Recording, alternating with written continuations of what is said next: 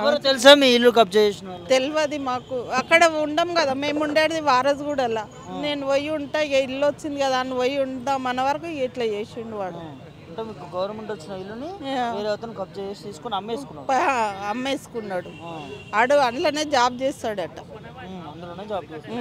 ఎట్లా మరి కలెక్టర్ గారు వీళ్ళని కలిస్తే ఏం చెప్తున్నారు? ఏం చెప్తారు, పైసలకు పెట్టుకోరు, నువ్వు పైసలు కట్టిన అన్నావు కదా, ఇల్లు రాదు పైసలు కట్టుకోరు అంటే, లే నాకు ఇల్లే కావాలని చెప్పేసి వచ్చిన సార్. నేను చెప్పి లెటర్ రాసి వచ్చినా కూడా దానికి ఏం లేదు. నేను 10 సార్లు తిరిగినా ఏం చెప్తలేరు.